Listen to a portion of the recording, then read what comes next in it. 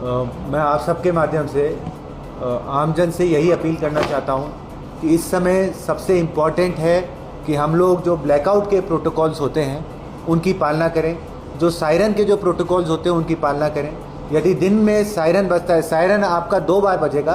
पहली बार सायरन बजने का मतलब है कि खतरा आ रहा है, उसके बाद में वो सायरन बंद हो जाए, इसका मतलब ये नहीं है कि खतरा टला है। खतरा जब टल जाएगा तब दूसरी बार सायरन बजेगा। तो जब पहली बार सायरन बजना चालू होता है, यदि वो दिन का समय है, तो आप सब जो है एक शेल्टर ढूंढ के, जहाँ पे आप डेब्रीज से, जहाँ पे प्रोजेक्टाइल से आप सेफ रहें, इस तरह का शेल्टर ढूंढ के आप जाएं उसके अंदर, और जब सेकंड सायरन बजे तब निकलें। यदि यही चीज़ जो है रात को सायरन बजता है, तो आप लोगों से निवेदन है कि शेल्टर में जाने से पहले अपनी जितनी भी लाइटें हैं वो सारी की सारी लाइटें स्विच ऑफ करें। मेरा आप सबसे यही अपील है, आपके जो घर की खिड़की हैं, कोई कांच वाले दरवाजे हैं, सबको आप या तो जो थिक वाला कर्टेन होता है उससे ढक लें, या कोई काला पेंट करना है कर लें, ताकि किसी भी प्रकार की लाइट बाहर ना जा सके।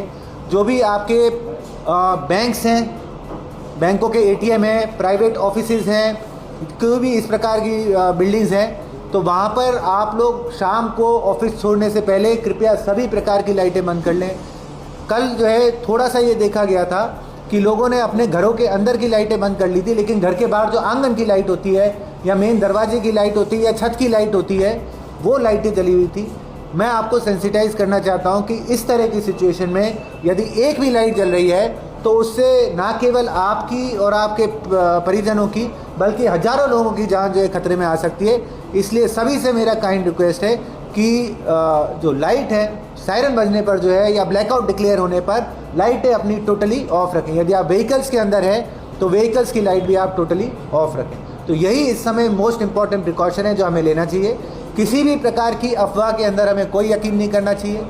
जो भी सूचना है भारत सरकार के द्वारा, राज्य सरकार के द्वारा, जिला प्रशासन के द्वारा, सब आपको जो है ऑफिशियल चैनल्स के माध्यम से दी जा रही है।